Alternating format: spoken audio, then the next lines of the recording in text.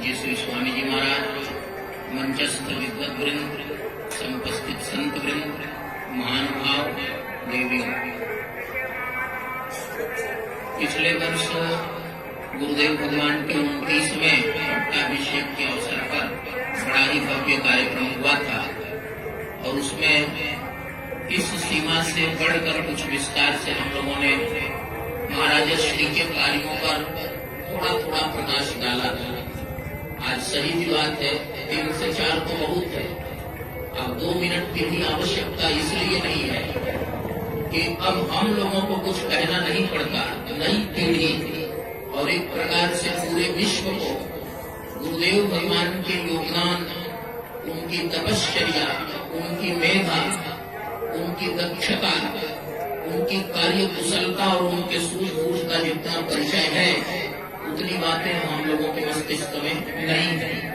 इसलिए महाराज श्री ने इतिहास में और इस विश्व में इस प्रकार की अमित रेखाएं खींच दी हैं जिनका कोई दूसरा बराबरी नहीं कर सकता और जिन्हें कोई इग्नोर, कोई अनदेखा जिनकी नहीं कर सकता। श्री राम जन्मभूमि की चर्चा ब्रह्मचारी जी ने आरंभ नहीं की तो मैं बस 2 शब्द कहना चाहता हूँ। 1992 का 89 से 92 का जो कालखंड इस देश का है और वह सही अर्थों में संक्रमण काल था। तिलक लगाने पर जेल हो रही थी, जय श्री राम कहना तो अपराधी था। 3 वर्षों तक जो विशेषकर यूपी में और भी राज्यों में, लेकिन यूपी में तो सीधे जेल हो जाती है। और आंदोलन चला। 89 में 89 में सोमनाथ से अयोध्या की यात्रा के बाद जो जन सैलाब उमड़ा और पूरा देश राममय हो गया, उस समय हमारे धार्मिक नेतृत्व को उसे बैलेंस करने की जरूरत थी।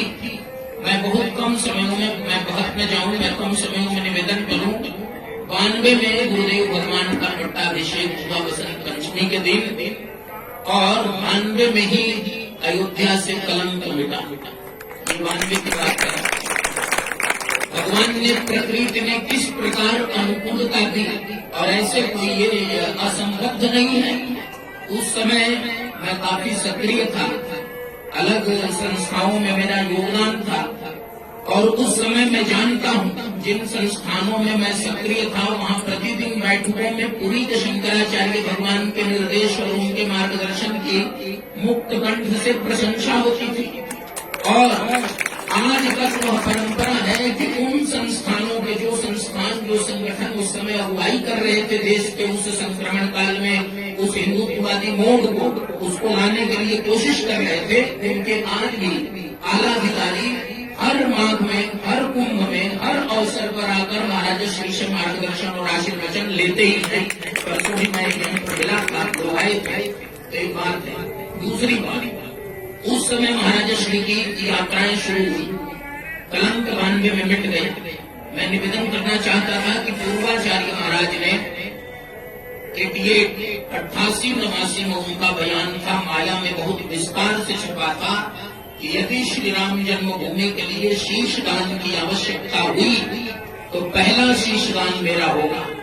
महाराज श्री को अभिषिक्त करने वाले पूज्य श्री चरण पूर्वाचार्य महाभाग ने यह उद्घोषणा की थी, श्री राम जन्मभूमि में पूरी पीठ का कितना बढ़ चढ़कर योगदान था, इसे रेखांकित करने की आज आवश्यकता है। बहुत से लोग 90-92 के बाद के भी हैं, हमारे युवा साथी हैं, इसलिए उनके संज्ञान के लिए मैं ये बात कहना चाहता हूँ और कहने की आवश्यकता नहीं, दोहराने की आवश्यकता नहीं कि शीशदान नहीं, पूर्वाचार्य जी ने अपने चिन्मय कर कमलों से गुरुदेव भगवान को जिन महाराज श्री को अभिषिक्त किया, उन्होंने अपना सर्वस्व दान कर दिया।